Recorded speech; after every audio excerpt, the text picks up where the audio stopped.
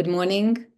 It's the 18th of September, 2024, and I want to welcome you to yet another session of Clusters Talks. Nice to get connected again. Happy new Clusters Talks season for those for whom this is the first Clusters Talk of the season. My name is Jivila Kropaita. I will be your moderator. This is my first Clusters Talk since the previous season, so I hope you had a terrific summer. And today's topic really promises to be interesting when I and some of you and most of you, I hope, attended Clusters Conference in May. One of the reappearing messages behind closed doors and sometimes on stage as well was that no one apart from the cluster community knows what clusters really are and what their value is. And so no one can really understand the impact of clusters. So in today's rapidly evolving economic landscape, the ability to measure the impact of cluster initiatives is really, really important because, as you all know, clusters are engines of innovation, competitiveness, regional development, and they do have a significant impact on economic and social transformations as well. So what are they and how to specifically measure that? What are the challenges with measuring the impact that clusters make? This will be something that we will discuss in the Clusters Talk that is entitled Impact Insights, Measuring and Optimizing Cluster Performance. Welcome everybody once again. Everybody is saying good morning from many countries, and I want to welcome you also. I'll take you briefly through the agenda. We'll hear the news from the European Cluster Collaboration Platform. We will have a word by the European Commission. We will have a panel debate with 4 distinguished panelists, and then we will present the funding opportunities as always at the end as well. So that's it for the agenda roughly. And then there are some housekeeping rules that I want to take you through as well. Slido will be used to launch polls. When you see the QR code, to scan it and just answer the question. That will help us lead the debate in the direction that interests you, and just to get a grip of what you think and what your relationship with all of these problems that we are discussing is. Q&A function on Zoom to ask questions will also be activated, and the chat function as well to comment or share links. So basically, when speakers mention an event that is coming up or a questionnaire that we would like you to fill out, there will also simultaneously be a link on the chat, and you can go directly to the chat and press on it. If you want to speak, there's an opportunity to raise your hand, and then we will give you the floor. The session is being recorded. The recording will be published on the European Cluster Collaboration Platform. This is roughly it for the housekeeping rules or the tech tips. We will hear the news from the European Cluster Collaboration Platform now, and we'll hear from Angela. Thank you, Chivile. Good morning, and good morning, everyone. For the first news, we want to remind you the invitation to apply for the next Cluster Booster Academy. This academy can involve up to 50 participants, and you have until 17 October to apply. The academy will run for 5 days. It's a hybrid format, and it includes 3 days of online training in November and 1 coaching session to be scheduled individually, and 2 days of in-person training sessions to be held in March 2025, hosted at Warsaw University of Technology. This opportunity provides you to meet the needs of European cluster management teams in your daily work, provide learning opportunity for cluster managers to develop your skills, and helps in development better policy related to clusters amongst other opportunities. Also, we want to speak about the upcoming clusters mid-regions. We have 2 opportunities in October, 2 opportunities in November. We have Moldova and Palma de Mallorca in October, and Heilbronn and Charleroi in November.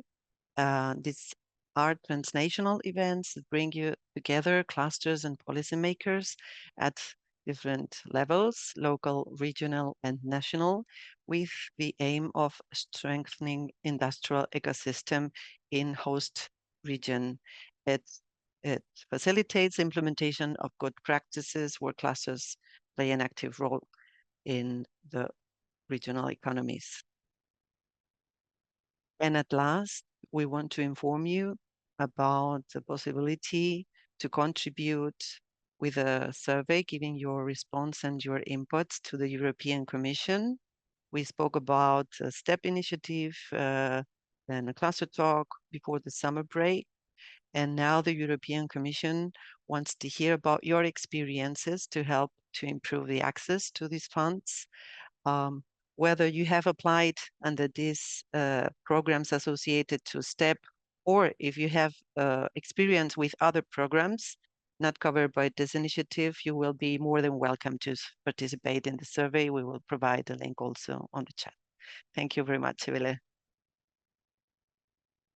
Thank you very much. That was Angela Negrete of the European Cluster Collaboration Platform.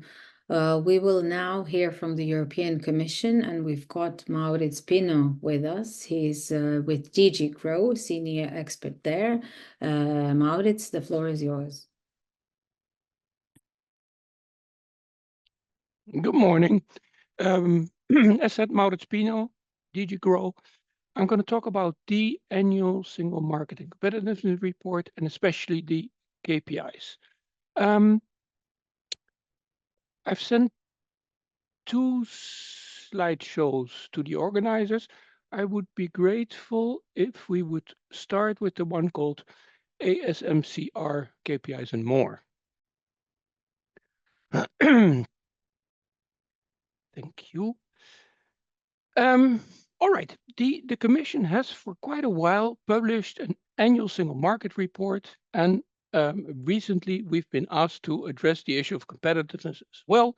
So last February, we published a report called the 2024 Annual Single Market and Competitiveness Report. This report deals, as in the past, with single market issues, and then there's a sort of very long and detailed discussion on all sorts of competitiveness issues and the causes of competitiveness. It focuses very much, almost exclusively, on European aggregates. That has its shortcomings, has its benefits. We consider, given all the different publications, notably in the European semester, that we shouldn't focus too much on individual member states. We look at the big, if somewhat diffuse picture. Could you move a slide down? Exactly. Good. A year and a half ago, the Commission published a document, a communication called the Long-Term Competitiveness of the EU Looking Beyond 2030. And in that document, it exposed a view on our long-term and especially sustainable competitiveness from the perspective of 9 drivers.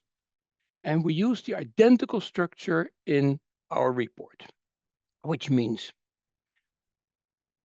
a very, very long chapter on the functioning of the single market, and then chapters on drivers 2 to 9, as private investments, public investments, research and innovation, energy, circularity, digitalization, education and skills, and trade and open strategic autonomy.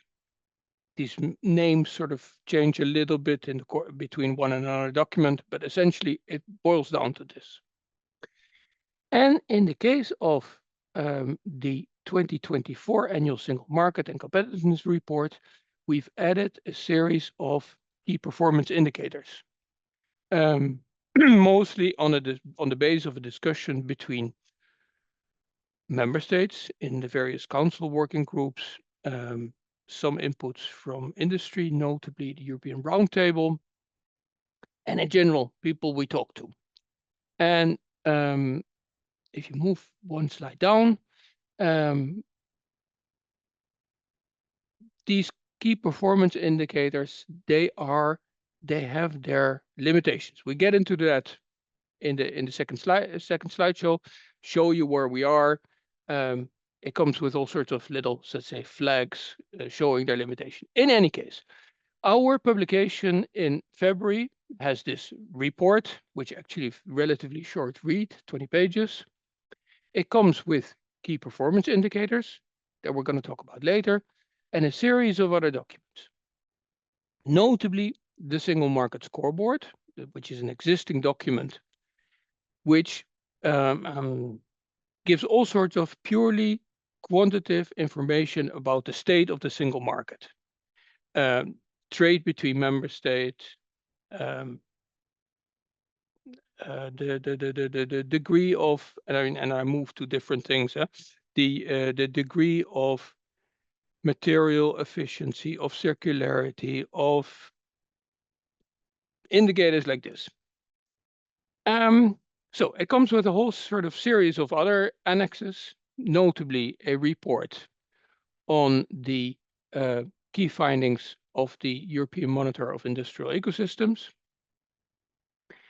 a bit of a, let's say, more profound overview of the key performance indicators. In the report, there are short-term shots, and here it gives a full long time series to see what's going. Probably far more useful, and than what is told in the report itself. Policy achievements, single market enforcement action plan, industrial strategy, SME relief package. Single market at 30, which of course is an older document, and then an overview of resilience measures by international partners. Good. If we could move then to the second slideshow.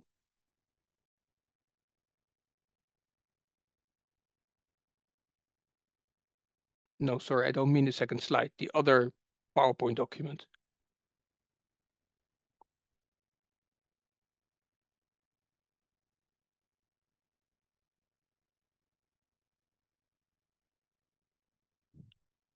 All right, these key performance indicators, there are 19 of them in the annual single market and competitiveness report, and they are linked to the 9 drivers. They're very visible. They are communicated to the council, and they're discussed at council level, and they are there despite, well, let's say, quite some shortcomings. Sorry, is this document lost?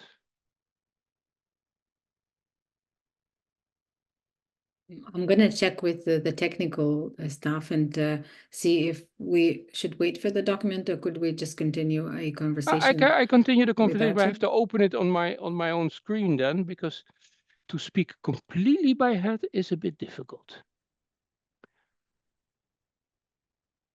Give me 3 seconds. All right, good. So we have these 19 key performance indicators, and we have tagged each of them for the state of progress, the lack of progress of them. Well, let me just talk through this list of things. We have an indicator for the integration of the single market, the conformity deficit in EU law transposition. These two relate to the functioning of the single market, as well as the ease of regulatory compliance. Well, The conformity deficit in EU law transposition has improved, and I don't know if you have any idea of how this works. It is a very low percentage, and it should get even lower, but it's pretty good state. There we have the issue of how well member states and how timely they transpose EU law into national law where that is needed. You may know, of course, we have regulations that are directly, how do you call this, applicable law. And there are directives that, let's say, we have agreed upon between in the council and parliament, how a certain issue should be tackled, but then the member states need to make their own legislation, perhaps tackling to national issues as well, perhaps better making them consistent with their own civil law, this type of thing. And such transmission happens, well, not always equally fast and not always equally good. And that's why we try to track in a number. Anyway, the thing also includes, which I guess is important from your perspective, the ease of regulatory compliance, the regulatory burden indicator. And we've had a lot of criticism over this one. This indicator shows an improvement. Yeah, actually, but the state is seriously bad, and it's slightly less bad, which is an improvement. Maybe an unfortunate wording, maybe consistent with the rest of the document. It happens. It's where we stand, but we're very much aware of this. Okay, then we have private investment. Private investment as a percentage of GDP is one of our indicators, and we see a steady improvement since the lows of the financial crisis almost 15 years ago. We also have the amount of venture capital investment, and that is a drama. Not only is it bad, it's negligible compared to what it is in the US and in China, but it also decreases. And it's an issue that came up recently in the report of Prime Minister Draghi on competitiveness. This is a real drag on innovative companies. It's very difficult for a successful startup to expand its business rapidly in the EU for the lack of proper venture capital. There's very little to add. Mr. Draghi makes all sorts of proposals. The European Commission has been saying for ages, complete the capital markets union, and it's all very, very slow. Interesting thing from the side of Mr. Draghi is also his focus on plain availability overall capital, and where he mentions more funding, how do you call this, better funded pensions instead of pay-as-you-go systems. Interesting, immense question, of course, but yeah. Good. Public investment. Public investments were real big victims of cuts during the financial crisis, and they have finally come back to a more or less decent level, and there's no more progress, no more delay.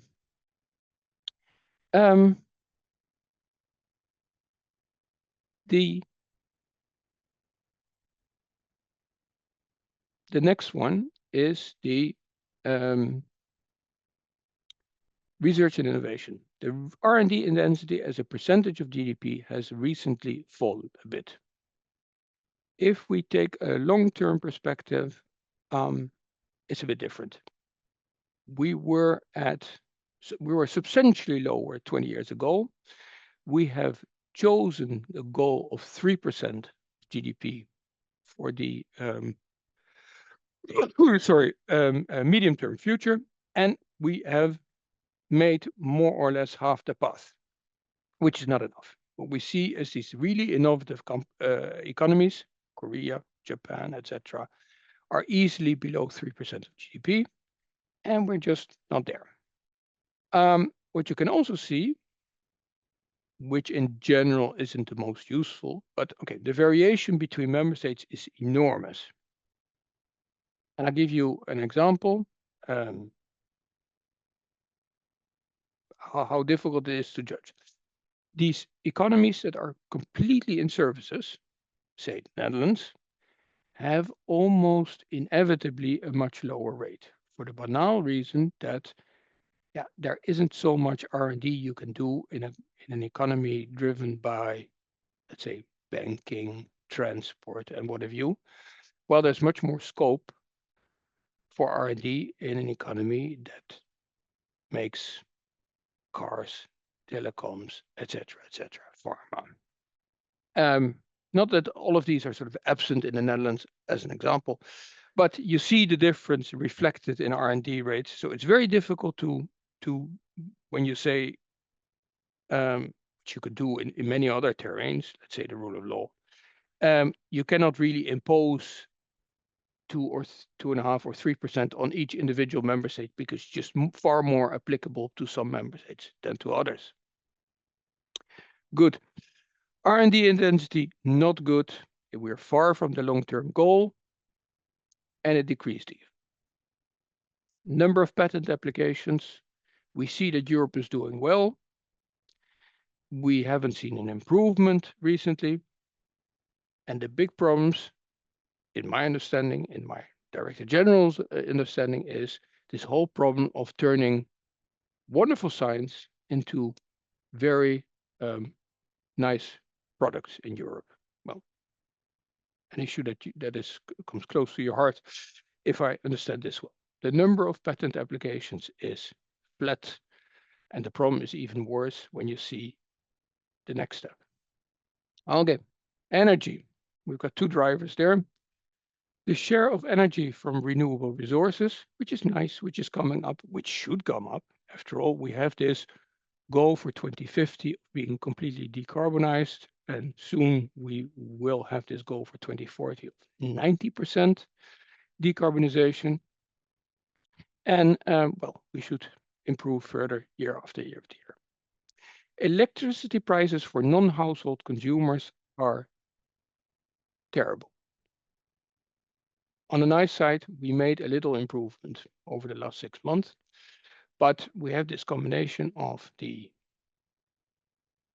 war, the Russian war against Ukraine, which inevitably makes us want to use less Russian energy, the need for decarbonization, and it all adds up, making energy expensive for businesses. And for energy-intensive businesses, it's very much the end. We see the value added, the number of workers, the output shrinking slowly but steadily. It's a difficult thing, of course, because high electricity prices, both for households and for non-households, put the pressure on these entities to economize on their use. On the other hand, they destroy competitiveness and they destroy the purchasing power of households. Anyway, we're not in a good situation there. Circularity. The circular material use rate, which is something like awfully difficult to define and to measure, but there doesn't seem to be much of an improvement. In fact, it was a really marginal deterioration of the situation. Digitalization. The number of SMEs with basic levels of digital intensity has gone up. Then we have two indicators where that we measure for the first time, so we cannot even say if they've gone up or they've gone down. Digital technologies adoption by companies. We know more or less what they're doing from a very, what do you call this, bird's eye view, of course. And in the chapter of education and skills, the adult participation in education and training. We know more or less what's happening, and it's hard, and we cannot qualify in which direction it goes. Good. Adult employment rate is good and has improved somewhat. There is an OECD project called PISA, which measures worldwide the reading and math and science skills of adolescents. And we all know how Koreans and Japanese are fantastic at this level and how Americans and we are a bit sad. Now, it gets worse than that. It has gotten worse between the last measurement round and the round before. Reading, math, and science, for which we have individual scores, have gone down somewhat over the 4-year period. Not good. Okay. ICT specialists, back to education and skills, have improved somewhat over the last years.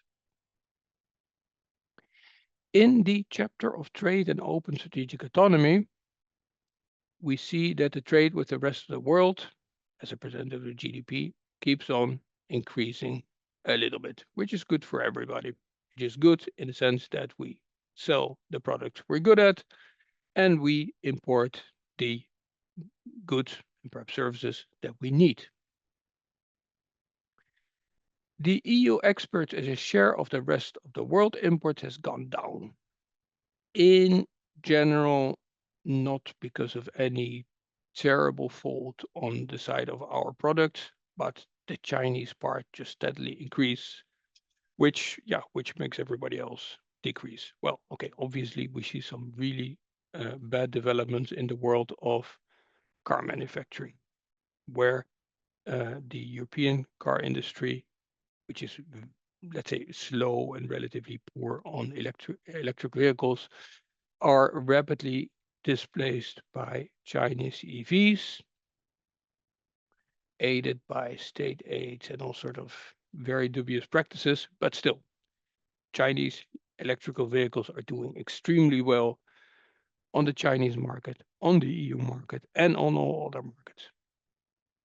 Good. The final one, the regulatory burden, we discussed in the item of the a functioning single market. Good. I believe that is all there is from to say on the last slideshow. Feel free to ask questions if you like. Yeah, thank you so much. I just want to, because we will move to the panel debate soon, and I just want you to maybe summarize in a sentence or two how all of that specifically relates to clusters.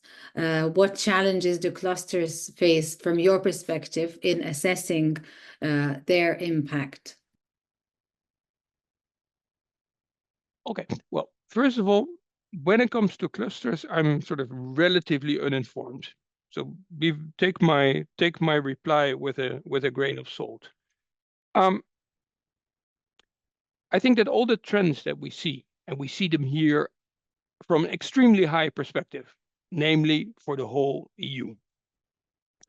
Some of the things may be relevant to your own cluster, some of them not. But of course, the overall trend are in certain sense what counts if you look at economies as a whole. If we see that steadily the reading, math, and science skills of 15-year-olds decreases in Europe, it's not going to be good for you, for the people you attempt to hire in your clusters, etc. And that applies to many other things. Of course, I mean, every individual sector can win out by getting a bigger than how do you call this, bigger than reasonable share, which is what happens all the time. After all, dynamic sectors, dynamic clusters do better in their pick of PhD candidates, of recent graduates, etc. But still, the fact that there is a regression is a problem. Same thing, of course, for energy prices, etc. Although, of course, that plays a much heavier role if you happen to be active in an energy-intensive industry than elsewhere. Is that, let's say, an answer that is helpful? Well, basically, I will summarize that you basically are saying that all of the trends that you have listed out, they may or may not be relevant to clusters. So Okay. we'll get that. Yep. We'll get that from the clusters themselves, and we'll see what they have to say. Thank you so much for now for your presentation very much. Let's maybe first start with a Slido so we get the feel of what the audience thinks. If we can ask them, if you could scan the QR code or use the hashtag impact with your phone, that will take you to the question that we are asking, which is going to appear in the next slide.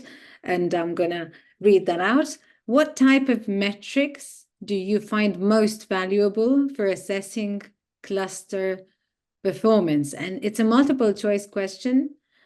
So for now, it's enough to just say if it's economic indicators, social impact indicators, innovation indicators, environment impact indicators, or others.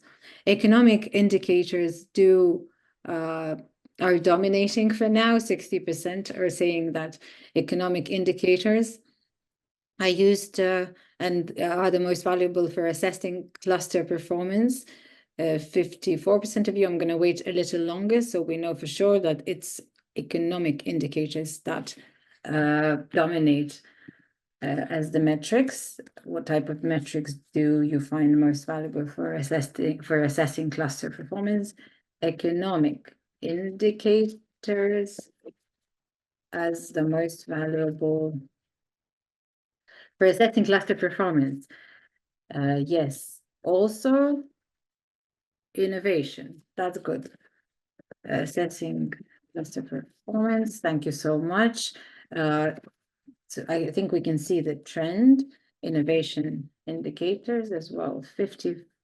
Okay, basically most of you say that it's economic and innovation. No one thinks about environment. Social impact indicators do matter as well, a little bit, but not that much. Thank you so much. That was it for the first Slido question. And we have a grip of what you want to say about the metrics. We'll move to the panel debate right now.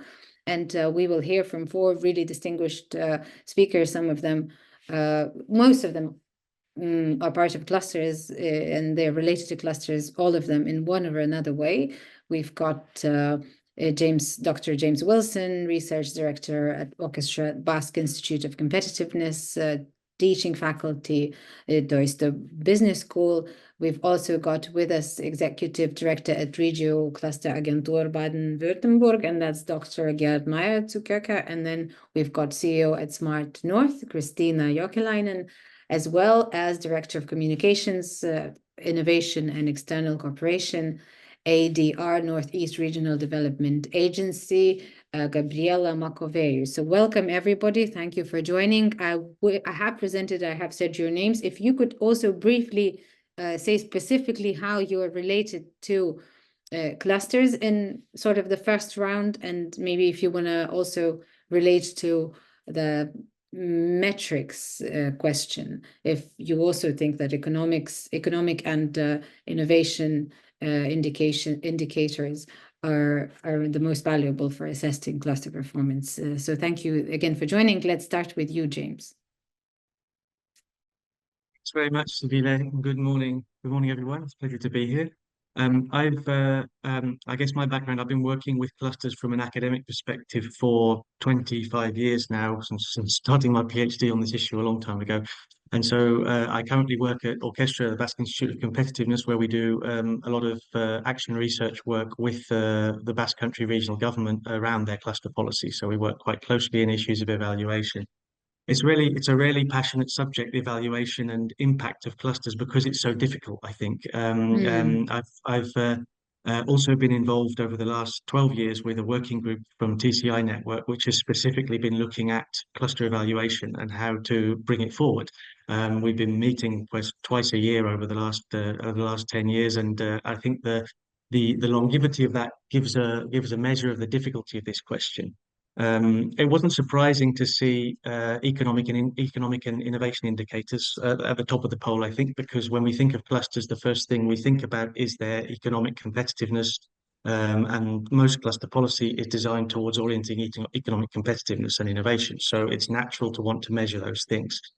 However, I think one of the things that we've discovered through all this work and in this cluster policy evaluation working group is that often it's other measures that get you a hint at where you're getting at towards the economic. Because when we think what clusters are and what they do, they're very extremely valuable collaborative infrastructures that allow collaboration to take place to solve difficult challenges, both economic challenges but also social challenges. And often when measuring, therefore, it's a tendency to jump straight to the economic impact and try to measure economic indicators. But I think the first step should often be actually trying to measure the collaboration infrastructure and trying to understand whether the level of sophistication of collaboration that you have within a cluster is sufficient, is positive, is therefore taking you towards the end goal of economic and perhaps wider impacts. So I think that, yeah, so it's natural to see that. But how do we sorry? measure collaboration infrastructure? There are various ways of doing that. You can one of the things that we use in the Basque Country every 2 years, the cluster policymakers undertake a survey of all of the cluster actors, all of the participants that play a role in clusters. So we have 16 cluster organisations in the Basque Country. So that amounts to a survey going out to over 1,000 firms.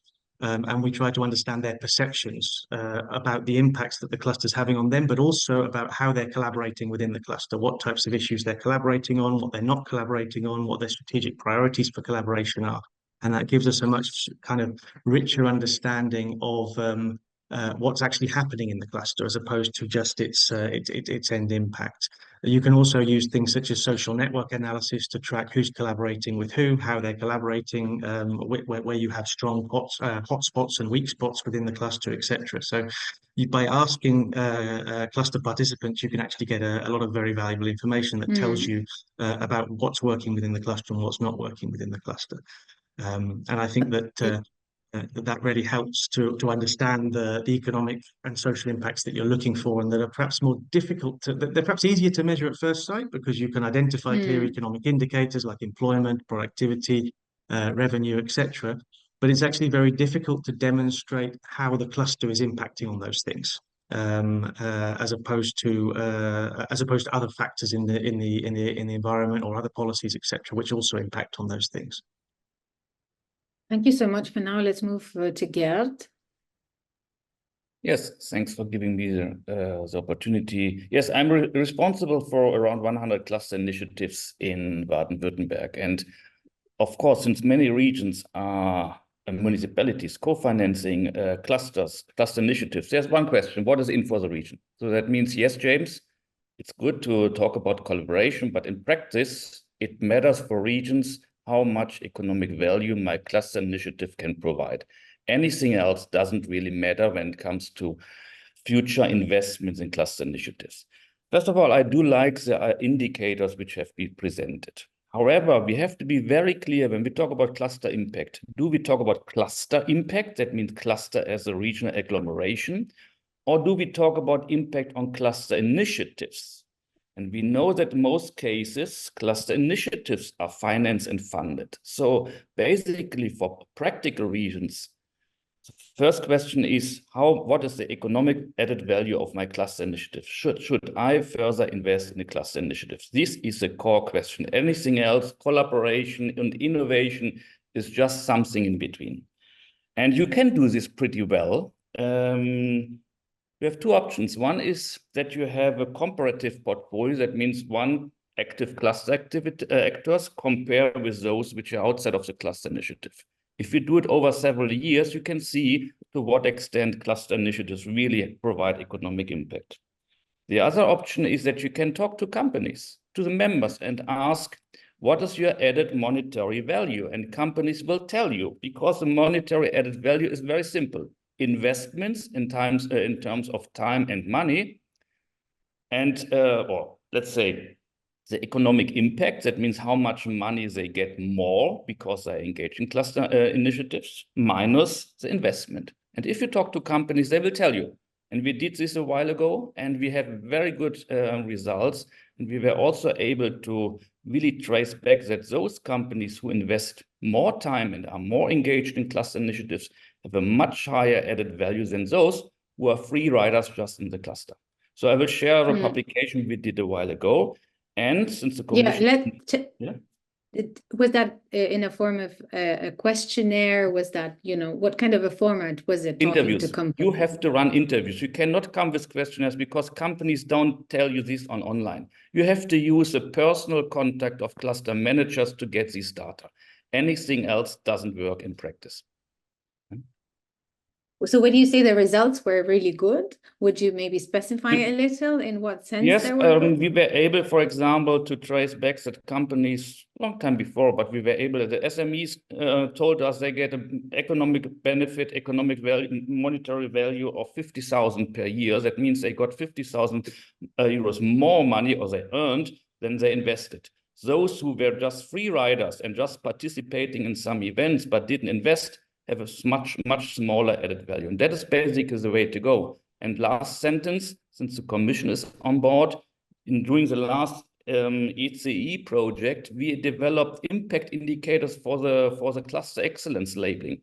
Unfortunately, they have not been taken up, but we have an impact systematic where we can measure, or we can combine cluster excellence with impact measurement system. Everything is in the drawer. If there's a willingness, this can be implemented very practically and very, very fast. Thanks for the moment. Thank you so much. I'm just going to clarify, the cluster excellence labeling is an initiative that you proposed, but the Commission didn't, respond to it.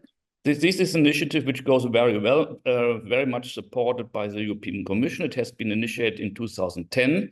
But 3 years before, there was a discussion whether we update the indicators. And there's an international consortium developed some impact indicators which are not yet used so far. Okay, thank you so very much. Let us move now to two other very prominent speakers. Christina is first on my list. Let's hear from you. Thank you very much, and very nice to be here. And thank you for James and Gerald, your comments or your talk earlier, because it was gave a lot of things to talk as well. Yes, I come from Finland, far north, Lapland actually, and how I deal with the clusters is that in my previous life, when I worked in the regional council, I was one of the persons initiating the regional clusters in Finland. In Finland, we don't have any cluster policy, and to purely up to the individual regions or business collaborations networks to initiate the clusters. But we are on the process to develop together between the clusters this cluster work in Finland, because we have seen it very valuable, very important, and those regions who have been taken the cluster approach as a tool to implement the regional policy can demonstrate the very good results and deliverables out of that. But my personal approach here is the mining sector, and as a company, I'm also a member of the Finnish mining cluster, and that's the way how I looked at things at the moment, and to also look at the questions points which were there. And as a part of that, I'm also the external expert to coordinate the European mining regions collaboration, and where we have a clusters, for example, from Portugal, Spain, Bulgaria, Poland, Finland, and Sweden involved very strongly, including the France as well. So that's the way how we also try to stimulate the collaboration between the clusters. But a couple of points what I would like to raise up here in our point of view, and very practical point of view from this particular cluster I'm busy with, and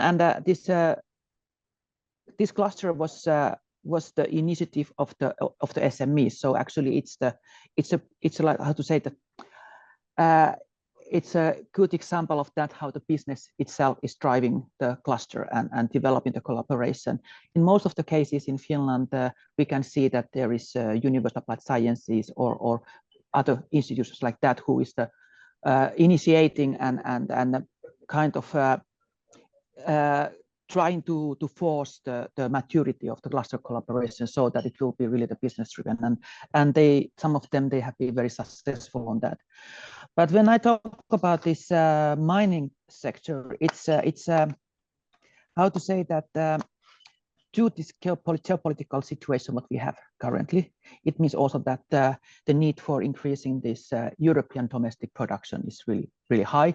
We have the Net Zero Act program and we have Critical Raw Material Act, which are supporting the strategic projects throughout Europe. And it happens to be also so that in Finland and North Sweden as well, we have some of the biggest deposits for the strategic minerals particularly, which means that the development of this big sector, which is basically sector led by the global corporates, they are the drivers. But then what is the aim of the cluster work for us is, for example, in this Mining Finland cluster, is that how to get SMEs work together and how to find a way how to engage the SMEs to the different stages on the value chain.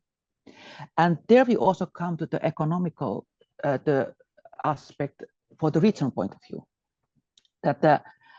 And then we also linked here the social aspect, because it's not easy business. It's a sector which has a very bad reputation, if I put it that way. And the way how you have to show the added value for the regional economy and the local economy is also the way how you engage the SMEs. And if you don't have a cluster organization as such supporting the process, and you have to have very structured practices to deal with these issues. And then when it comes, and that's the way how you can engage the SMEs, but you have to have a structure supports this kind of processes. And that's one of the reasons why, for example, this particular cluster just was launched and established, because they needed to have a framework. And first there's for framework, and then it was discovered that the best way is to work as a cluster organization, and to develop the clear services and provide the added value for the businesses. And then, of course, one of the most challenging issues is, of course, innovation, and how you can actually really contribute to the innovation and to contribute of new products and services. And now we are not talking about the patents here. We are talking about the way how you can actually apply solutions, for example, in the water treatment made for the forestry industry, how you can actually apply those in the other sectors as well. So that's a very important. And then of course if we see the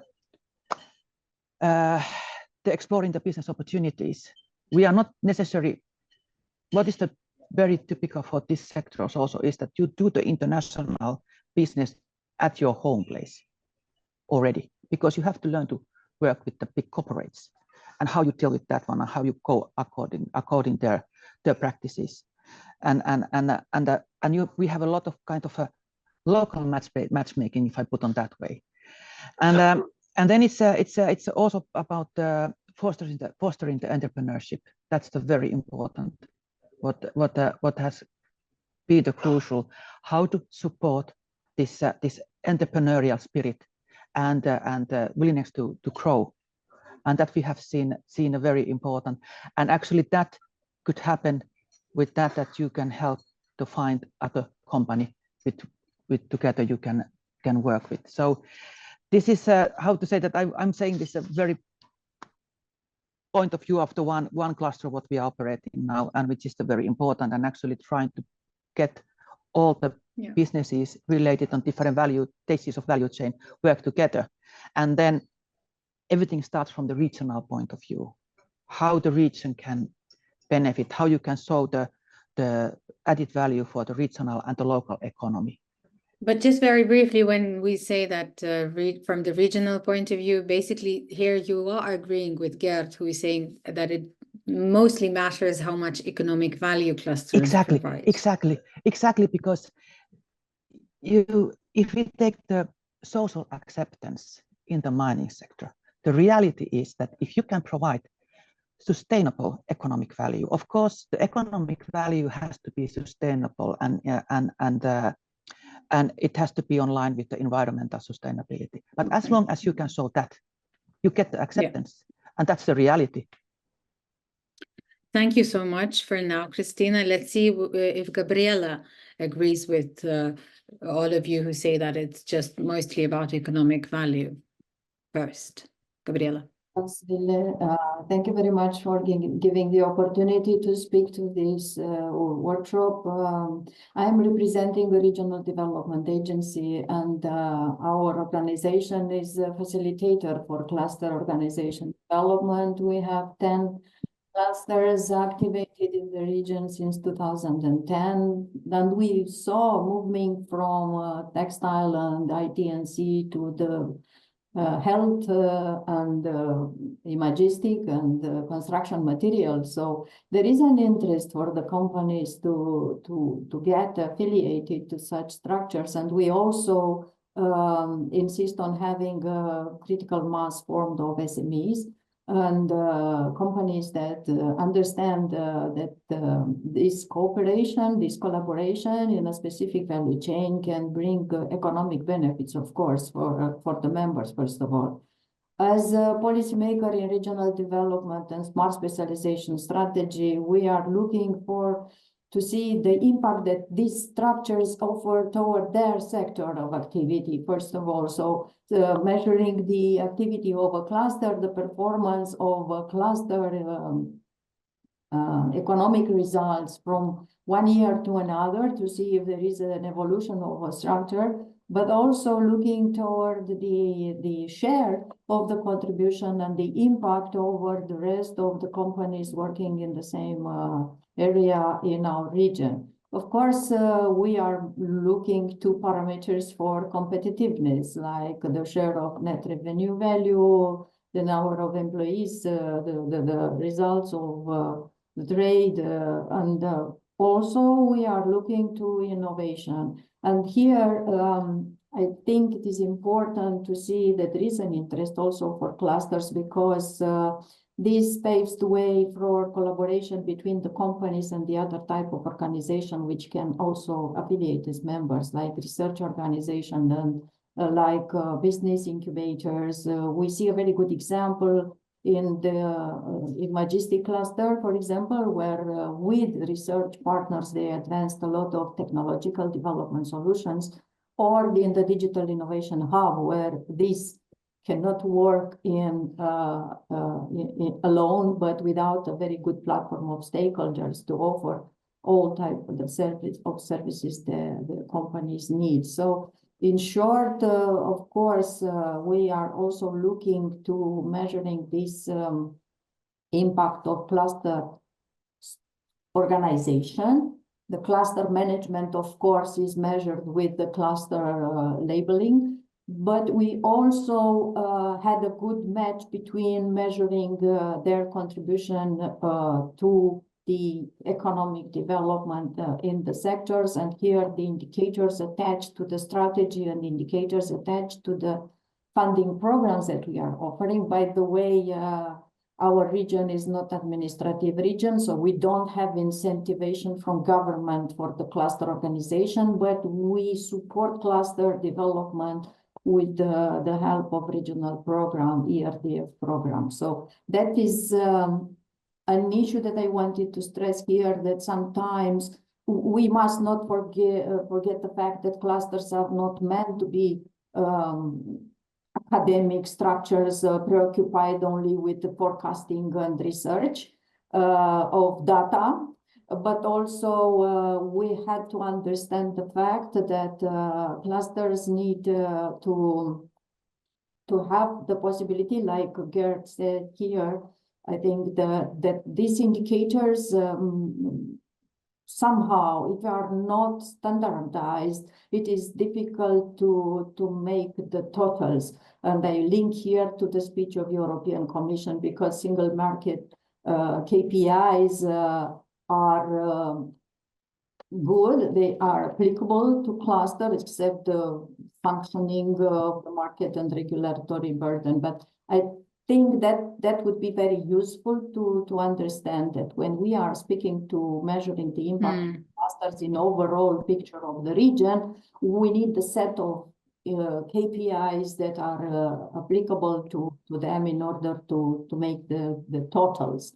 Otherwise, it is difficult to make this impact measurement correctly.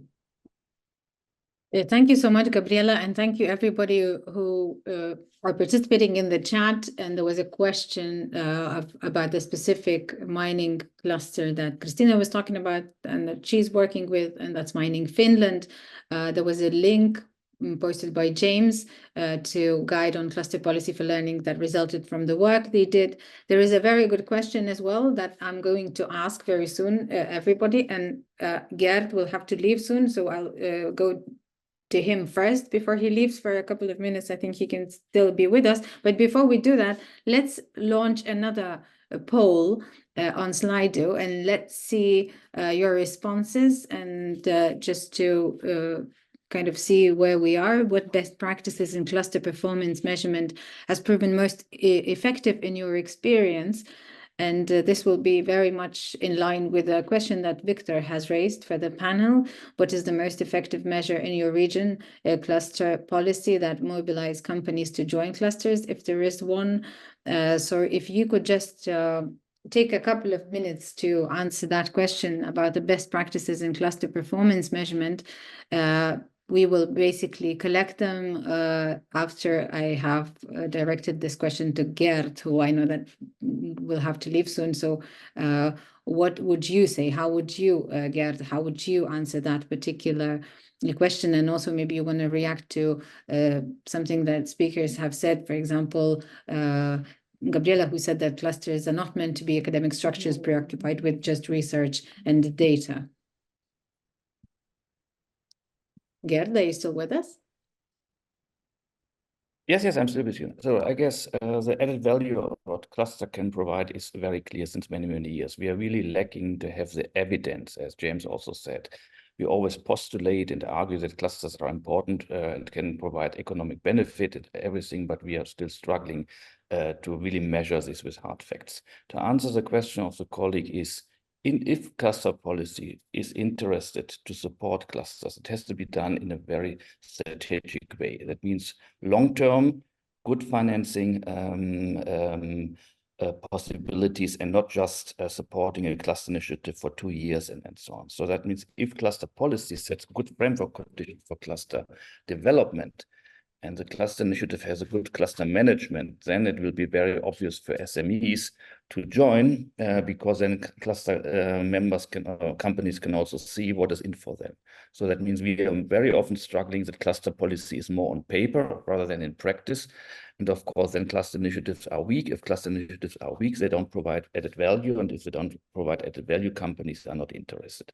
So that is my strong recommendation. If policy joins cluster support, it has to be done in a very strategic way. There are some responses coming in, and I will ask you, Gerd, to briefly maybe also comment on them. What best practice in cluster performance measurement has proven most effective? Direct personal contact with members and their feedback. I think that goes directly in line with what you said. Also, balanced scorecard, project participation, direct personal contact. This is how you can summarize. We know many cluster managers who are visiting companies once per year, and that's a perfect opportunity to discuss exactly this topic in a very private opportunity. And I guess companies are very happy to talk about such topics with face-to-face with cluster managers because this goes very much in line with the satisfaction of the cluster performance. So very often they are doing this on online questionnaires, and this doesn't work. So face-to-face individual meetings is the best way to measure. Thank you so much, Gerd, and thank you for joining us today and for your really useful insights. I'm going to move to other useful insights and to other panel participants, and probably I'm going to direct this question to James now. What would you add to that? Yeah, I think that clearly when it comes to attracting clusters and to join as the best kind of cluster promotion mechanism, then the economic indicators are critical. We have to measure these things, and when I look around the types of statistics that our cluster organizations use to attract members, they are things such as their proportion of employment, their exports, their R&D spending, their the percentage of value added, etc. They try to demonstrate these things within the region.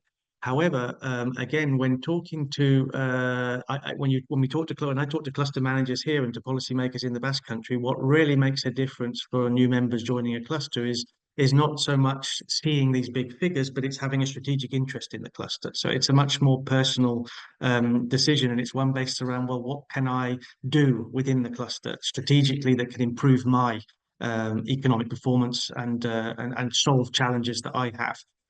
So we've seen an increase, I think, around big challenges that companies are facing at the moment related to skills, related to digitalization, etc., where collaboration is very important. And so where there's a strategic interest in solving those challenges, communicating how you're working on those challenges as a cluster can also be very important alongside the ultimate economic impact. Because I think for firms, it's actually quite difficult still to see, well, if I join this organization, this is the economic impact I'm going to have in 2, 3, 5 years' time. It's a very abstract concept. However, as Gert says, when you talk to firms that are already in the cluster, they can tell you more concretely about the economic impact. So I think that when it comes to attracting new members, growing clusters, you have to tell stories as well, and you have to engage at a strategic level, as opposed to only looking at the impact measures.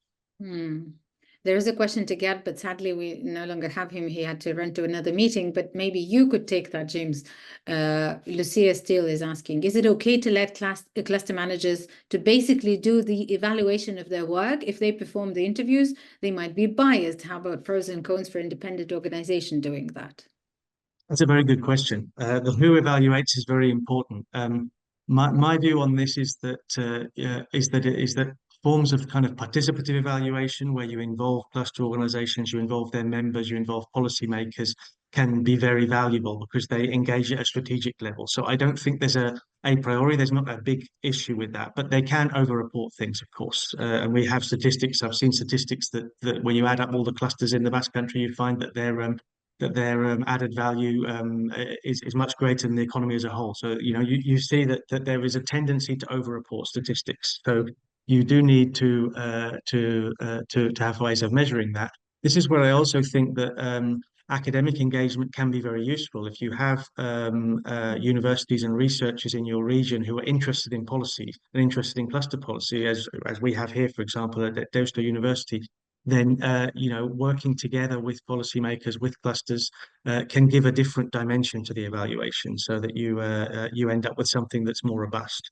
So I think that it's a mixed story. I wouldn't say yes or no to that question. I think it depends on the circumstances, but it's good to have a diversity of different visions when looking at what's happening in the cluster. Thank you so much for that response. We have asked on Slido about the best practices in cluster performance measurement that has proven the most effective. Many answers have come up. Bilateral contact, employment increase, number of made collaborations between clusters members, annual cluster performance report. Our region asked us to account for the business generated by our actions, planned results versus actual results, balance scorecard, as I mentioned before, and everything else that was mentioned before as well. So thank you for your responses. That is really, really useful and instrumental for the cluster community to hear. And I will want to move to Christina again and raise the same question that is kind of general, and many of the things have been already mentioned, but maybe you could also want to single out the most effective measure in your region cluster policy that mobilized companies to join clusters. Okay, yes. Of course, in our case, one reason to start a cluster is a bit different because of the lack of critical mass. If we compare, for example, the Basque Country or a case of German and Romania, is that we are just talking a couple of hundred businesses in total, actually. So it's also that way easier to convince. But then I would like to come to the stories. I like that what you said, same said, that if I look for how the Mining Finland works, it's about the stories, what they have been able to tell and to showcase. And through the stories, they have actually made a kind of positive jealousy, if I would say on that way, because they see that how the others have been successful, and also it's not just the individual company, but it's the companies together. That how together with your colleague companies, you have been able to provide services for the global company, which you wouldn't be able to do alone. And it's also the thing that although it's a mining Finland, we have companies who are specialized for the advertisement, companies like myself in supporting the public funding, and then you have companies specialized for the digital services, companies for different expertise. So actually it's an excellent arena to find your best friend with whom you could make good product. And then I could say that leadership, the leadership of the cluster, and the personal leadership and the attitude of the person who is leading the cluster. And then we come also to the issue, the communication, time to meeting. And that's particularly very important in Finland, because you have to create a personal relationship, and you have to learn to know before you make the decisions, if I put on that way. But it's a very simple things actually. But we can do it also because I have to say that critical mass is so much less in our here, and the number of companies you work with. So you can take more personalized care, if I put on that way. But then it's also the support of the region. And it was said by earlier that the regions who have been who are engaged in this cluster development and see that cluster development very crucial, they are engaged to support the development and through the funding schemes which are available. But of course, you have to give the evidence that you are really developing and progressing the process. Thank you so much. Positive jealousy was the term I liked here. Leadership storytelling, more personalized care, support of the region. Gabriela, is there anything else that we have not mentioned? And it's not easy to round up. I was thinking about the fact that in our case, we saw that there is a sort of evolution, and I connect here with the answer of James in chat. So if at the beginning the cluster members saw the importance of developing that shared infrastructure, shared facilities, that immediate needed services for the companies in order to justify their time and money invested, we saw that in time the level of sophistication of the projects developed by the cluster members also supported the development of the leadership of the cluster in such a way that the cluster itself has encouraged and becoming attractive to the other members to join in this. So it is a part of the management and the leadership also, and the way that the strategy of the cluster itself is capable to adjust in time. Now I see that more and more that there will be important for us, for example, to be capable to measure if there is a certain progress of the companies in the value chain, and there is the fruits of this collaboration at regional and inter-regional level shows us that we are advancing in that, and this is also very important for us. And the one last aspect, I think, if so long there is not really interest from the cluster management to develop its own monitoring system to take it into account, it's quite complicated to be aware how this can give you facts and figures to help you in implementing your strategy.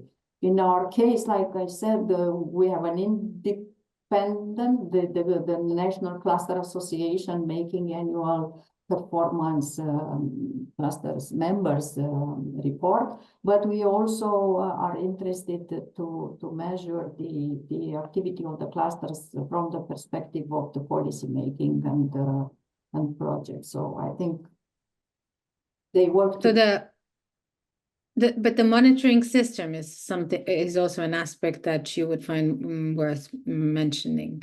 So you must be aware about this when you have the strategy of the cluster on the table, because otherwise it will always be perceived as the external request or need or pressure, but I think it is important for them also.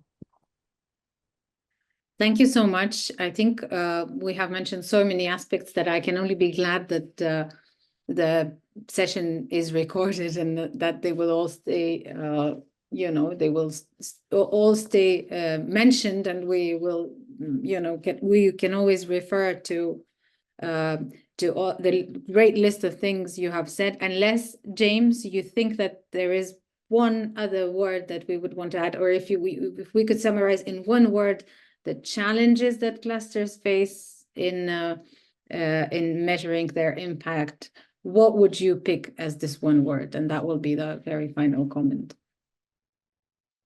I think the one word would be ask why, and calibrate your ambition to the answer. Why do you want to evaluate? And therefore design your evaluation around that answer, because there's so many things you can do, and it's very costly and time consuming if you try to do everything. So why are you evaluating?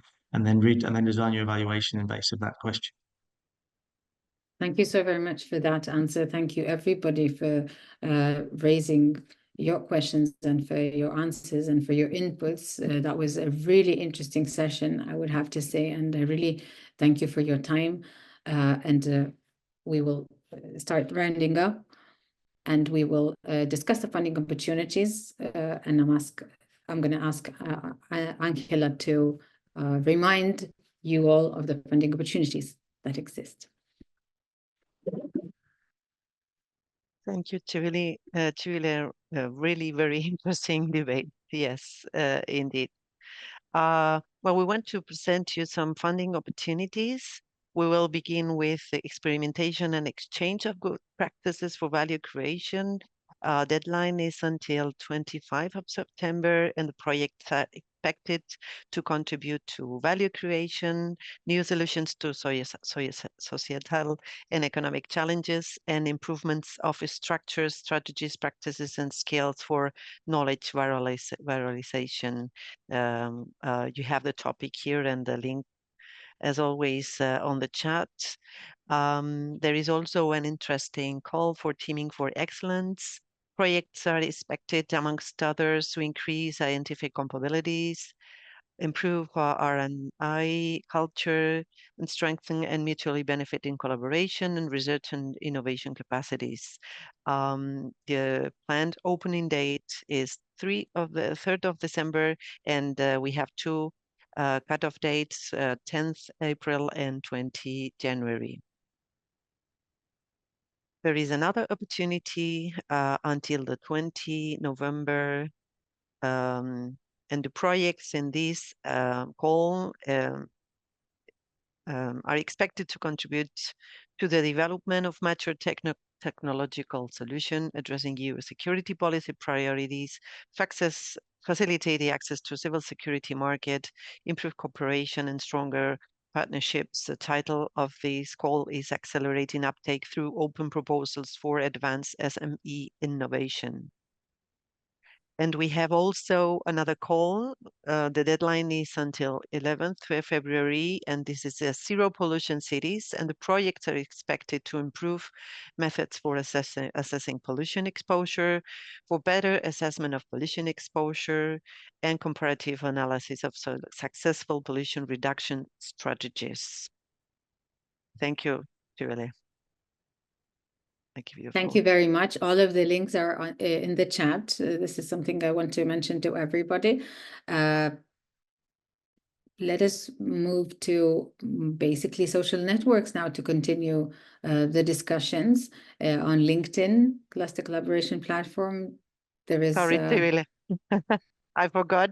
Please don't forget that we have still the Eurocluster opportunities. There are still many calls running. We have the friends, the engineers, the gemstone, the resist, spilled, and Cilio. Sorry.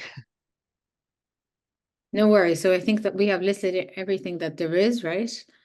And would encourage to continue the discussions on the European Cluster Collaboration Platform.